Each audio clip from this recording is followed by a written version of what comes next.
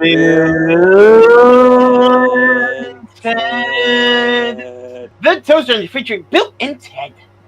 Bill, Yes, Ted. did you know that the 2018-19 NASCAR season has finally reached its conclusion? Oh, yes, I have. Do you know what that means? No. Well, Ted, it's time for the 2018-2019 NASCAR Season Award Show. Wait, the season has its own award show? Oh my god, of course it does, Ted! Well, what are they? Just follow along, you'll get the gist of it, okay? The competition for the Rookie of the Year award has been very close. One notable contestant will be Dom Tromazowski, reporting up a somewhat interesting battle with Christopher Bell for the title in the Siemens National Series, plus being consistent for almost a whole season and winning 3 races. There's also Nia, who made a few notable appearances here and there. At times, she would run decent during her starts in the Siemens National Series. And also, she won the Onstage Heat Race number 5 at Seacock Speedway. And of course, we can't forget about our 2018 Siemens National Series champion, Christopher Bell. He didn't just win the championship or just win 2 races. He was the most consistent out of all full-timers in the Siemens National Series, and that's why he's the top contender for the Rookie of the Year award. But the Rookie of the Year award goes to William Byron. It's kind of insane that Byron was so good this year. He was the best driver in the Skittles Cup Series to not win a race, but to top it all off, he finished 3rd in the standings, something that a rookie rarely does these days in the Cup Series. The most polls of the year award goes to Martin Truex Jr. This one's obvious as he somehow started the poll for pretty much every single Cup race this season, and outdid everyone when it came to qualifying on a regular basis. Now for some close competitions for the Best Pick Crew of the Year award. The first notable contestant is the number 06 crew, as these guys were good all year long, and it's why they got so many great finishes. Next on the list is the number 18 crew of the Siemens National Series. While these guys were only supporting a part-time ride, they still did their best every time, and winning so many races. But the winners of this award are the number 13 crew. Freddie Tobabin didn't win 18 races for nothing. His crew played a pretty big role in helping Tobabin do so. We have more close competition for the Best Crew Chief of the Year award. First notable contestant is the number 20 crew chief in the Siemens National Series. On most weekends, the number 20 crew chief did his job in helping Christopher Bell be consistent, ultimately winning the title. Another notable contestant is the number 18 crew chief in the Siemens National Series. Having to work with 5 different drivers during the season, he was able to drive 2 of those to good success. But the winner of this award is the number 13 crew chief. Like Freddie Tobabin's pit crew, his crew chief also played a big part in Tobabin's great run throughout the season. The Best Engine Builder of the Year award goes to the number 13 team. Another part that led to Freddie Tobabin's success in that his engine was always in tip-top shape, and it never blew up by itself. The Best Racer of the Year award goes to Freddie Tobabin. Whenever a caution came out, it was pretty much the end of another great run, and Freddie Tobabin would usually drive away soon after the green flag came out once again. And now we're on to the worst race of the year. Of course, this season has its fair share of bad races. One example is pretty much any race where Freddie Tobabin is so good that nobody can catch up to him, and he leads several laps and most fans become bored. The best example of this is the Ford EcoBoost 400 at Homestead, where Freddie Tobabin made the race so boring that some laps were cut from the video, and this was the last race of the season. There's also the crash fest that happened earlier this year where nobody knew how to drive cleanly and almost no green flag laps were completed. Another contender is the BNSF Rally 200 at the Old Spice Raceway where it was almost impossible to pass, which led to next to no action up front. But ultimately, the worst race of the year award goes to Hot Wheels 300 at Sebring. In this race, it was truly impossible to pass, which led to the drivers' freight training throughout the entire field and next to nothing happening during the race. As for the Best Race of the Year award, this one is really hard to choose, as there were a lot of different contenders for this award. We have the plate races, which were all full of action and drama. We have most of the Siemens National Series where Ryan Preece wasn't dominating, and there was some other good Skills Cup Series races as well. In fact, there were so many good races this season that we're going to pass this award on to you guys. What do you think was the best race this season? Now we have the biggest underachiever of the year award. This one was a bit hard to choose as there are many drivers who failed to live up to expectations this season. First up is Justin Allgaier. After winning some races here and there in previous season, you would think he would continue to get better for the season. That's what didn't happen, however, as he was completely irrelevant for the whole season. Next is Kurt Busch, who was destined to win more races this season, but instead was completely irrelevant for the whole season. And to top it all, he finished in abysmal 31st in the standings. Next is Austin Dillon, who was also destined to win races this season, but didn't and was completely irrelevant instead, and finished in abysmal 33rd in the standings. Next is Eric Almirola. He goes from Richard Petty Motorsports, a struggling team in NASCAR, to Stewart Haas Racing, a top-tier team in NASCAR. Plus, he replaces Danica Patrick in the number 10 too, but even so, he still can't run any better. Sure, he won the Nickelodeon 500 at Texas, but that's become a fluke as everyone knows, but more on that later. Next is Daniel Suarez. The 2016 Siemens National Series champion was expected to run better this year than his last season, but instead, he was a non-factor the whole season. He started the season at Joe Gibbs Racing, and then mid-season he went over to Stewart Haas Racing, but still didn't do any better. Next is Cole Custer. It was also expected for him to improve his last season, but instead, he was also completely irrelevant for the whole season, not winning a single race and finishing 14th in the standings, just beating Ty Dillon at the Rift. And for the final nominee is Ryan Blaney, another driver who was expected to improve from last season after going from the Wood Brothers Racing Team to Team Penske, but instead was a non-factor for the whole season and finished at below average 25th of the standings. But the biggest underachiever of the year goes to Jimmie Johnson. This year we saw a very unorthodox performance from him. Every single season up to this one, Jimmie Johnson has been a top contender for the championship crown. This year, however, he didn't even make the playoffs and was a non-factor for the whole season, finishing at below average of 28th in the standings. Is this the beginning of the end for Jimmie Johnson's career? Only time will tell.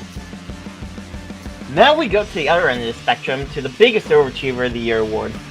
This one obviously has to go to Frankie Bobbin. People were expecting him to do good this season, but no one expected him to have this good of a season. Winning 18 races, plus the championship 2 races before the season even ended, I think it says it all. Next, the biggest disappointment of the year award, which has a few notable contenders. First on the list is Kyle Larson. After the good season that he held last year, people were expecting him to run at the championship crown. Earlier on the season, he did, but as the season went on, he fell into obscurity. He would be plagued with many bad finishes, which led him to finishing 15th in the standings. There's also Alex Bowman. People were expecting him to have a better season than this, but instead he was irrelevant for most of the season, finishing at below average 27th in the standings. But the biggest disappointment of the year award goes to the entirety of Forza Motorsport of the Cup Series. For years, these guys have won races on a consistent basis and have been top contenders week in and week out. But this year, in just about every single race, they struggled to even get up to the lead.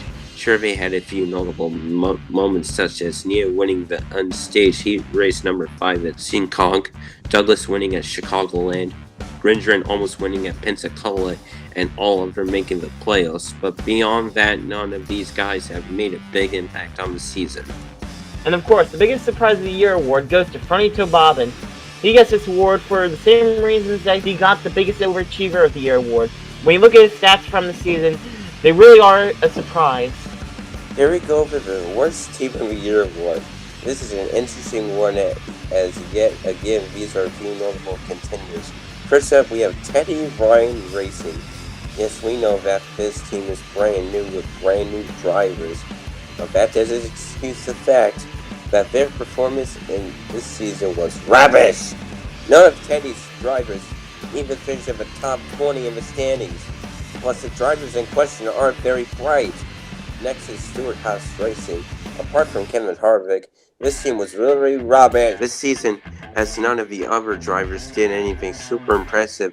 And there's also Wood Brothers Racing, whose driver couldn't even finish in the top 30 in the points. But the worst team of the year award goes to Richie Petty Motorsports. Holy moly, this team was bad this season. At the start of the season, they partnered with RCR and switched to 7, and also replaced Eric Almirola with rookie Bubba Wallace. But even so, they were absolutely awful this season, finishing the absolute rubbish 37th in the standings. And now for the flip side, for the Best Team of the Year award. The runner-up goes to Joe Gibbs Racing, as in both series, they were weekly contenders and most of the time were in contention to win. And drivers such as Christopher Bell, Ryan Preece, Kyle Busch, and Martin Truex Jr. will back that up. But the Best Team of the Year award will go to the Bob Motorsports go figure, as they were also weekly contenders to win, but were better. In the Siemens National Series, drivers such as Ben Coaches, Bio Co-Island Films, and Domtron Wazowski won races and made their boss proud. Not to mention Russell David and Texodust also showed signs of a race car driver as well. And despite being a one-car team this year on the Cup side, Roberto Bobman won 18 races. Yeah, I can't believe it either. Now for the least valuable driver of the year award. This season, it goes to Austin Dillon, who did the absolute worst in the half-decent car. And for the most valuable driver of the year award, this one is clear and obvious. I mean, who wins 18 races in a season these days? Now for Brawl of the Year award. This one is a bit tight, but we think we've nailed it. But for the first nominee in the brawl between Martin Truex Jr. and the real Xbox nerd, while Frody Tobama was dominating the points lead for the very vast majority of the season, these two duked it out for second right up until Darlington, as after the real Xbox nerd season went downhill from there, it couldn't recover, unfortunately. Next is the brawl between Christopher Bell and Domtron Wazowski. This one was for the championship. Some say that this brawl ended up after Wazowski's car blew up at Auto Club. However, after that, he remained only as consistent as Bell, but with 5 races to go in the season, Wazowski started to rise up to Bell, making him mathematically eligible for the championship come Homestead. But the Brawl of the Year award is going to go to the brawl between Oliver and Brad Keselowski. This one was to make the final spot in the playoffs, and Keselowski was 3 points behind come Darlington. Had Keselowski beat Oliver by a good enough margin, he would have made it. However, he was involved in a mid-race crash, which allowed Oliver to make it instead. Here's the Wreck of the Year award. This season consisted of some notable wrecks which had race or even championship implications. But the Wreck of the Year award goes to Brad Keselowski wreck at Darlington. This was the wreck that ultimately ended his hopes and dreams of making the 2018-2019 playoffs. Now it's time for the most disappointing race of the year award. Hooray. This season had its races that would excite you at first, but then cause your heart to sink, because the races turned out to be dull and boring. And this was the case at any mile-and-a-half track race where Frody Tobama dominated and nobody could even come close to defeating him. Next is the Comeback of the Year award. It's hard to tell exactly how many comebacks there were this season, but one that sticks out the most to us is Oliver's comeback. He started out the season being involved in a wreck at Daytona, which had him really low in the point standings, but over the course of the regular season, he crawled his way up the leaderboard and would ultimately make the final spot in the playoffs. Now that is a Great Western way, not the wrong way.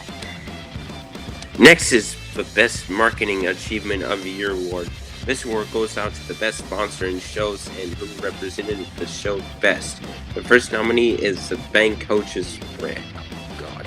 This brand was represented well this season, as it was worn by bank coaches himself and Frody Tobabin considerably often. Bank coaches won 2 races in both the Siemens National Series and the Skittles Cup Series, and Frody Tobabin won various races while sporting bright red as well. Now that's how you get your brand out there, I guess. Next nominee is the Ream brand. While this company got next to no recognition from the Cup Series, it was seen thanks to quite the show in the Siemens National Series put on by Ryan Preece and the champion Christopher Bell. But the best marketing achievement of the year goes to the Amtrak brand. This brand was given a lot of recognition this year for multiple reasons. First up comes the patriotic schemes from both the Tobabin Motorsports rookies in the Siemens National Series, as we saw them both drive an Amtrak-funded car with the design basis on MPCU unit F40 9208 and 9221. This was also the paint scheme that Dom Wazowski drove to his first career Siemens National Series win. Then the thing that really sold the crowd was the final 6 races of the Skittles Cup Series, when Frody Tobabin drove all 6 Amtrak phases with the all-new Acela scheme being worn in the final race of the season at Homestead. Now it's time for the biggest one-off moment of the year award. Not only enough, this season had those. Our first nominee is Joey Logano winning the SoftBank 500 at Fuji Speedway. This race was one of the weirdest in the whole season, but Joey Logano was able to capitalize on it and create his only shining moment for the whole season. Next is Nia winning heat race number 5 at Seekonk Speedway. Nia ran surprisingly well in her respective heat race, good enough for the Forza Motorsports rookie to make it all the way to the A main. However, confusion delay was caused when only 20 drivers could fit on the track for the A main, even though there were supposed to be 25. So a 5th heat race was held to decide the final 5 spots for the A main. Nia capitalized on this and won her only race for the season, which was only a deciding race and not a points race. It was also her only shining moment for the whole season. Then we have Douglas winning the Target 400 at Chicagoland Speedway. This was another weird race that led to the fastest guys getting taken out, which led to slower guys getting a shot to hone their skills. Douglas did this the best and beat Keselowski to win, granting his only shining moment for the whole season. But the biggest one-off moment of the year award goes to Eric Almirola winning the Nickelodeon 500 at Texas Motor Speedway. This year was Eric Almirola's first at Stewart-Haas Racing, but despite racing for an elite team, he failed to live up to the expectations of the critics. This race, however, was the one time when he looked like an elite driver. In the race, the caution came out with 16 laps to go, and Eric was the only one who paid for fuel and tires under the yellow flag. No one knew at the time, but Eric's car was going to become a rocket ship compared to everyone else. The green flag flew again, and it looked like Frody Tobabin was going to win again. That was until there was only 3 laps to go, when Eric Almirola flew into the picture. He drove his way past the leaders into the checkered flag to win. And finally, we have the biggest Triumph of the Year award. This one is going to go to none other than Dom Wazowski, winning the Coca-Cola Firecracker 250 at Daytona.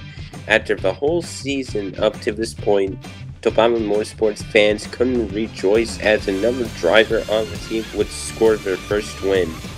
Do you agree? Do you disagree? Let us know in the comments below what you thought of this year's award show. Look, Bill, I'm toast. Not really. Oh well. I'm pretty excited for next season now. This season was pretty good, but Frody Tobabin was just too good. Well, with that being said, what's your favorite thing about this season, Ted? The fact that bank coaches got a top 5 finish in the point standings. Did somebody mention my name?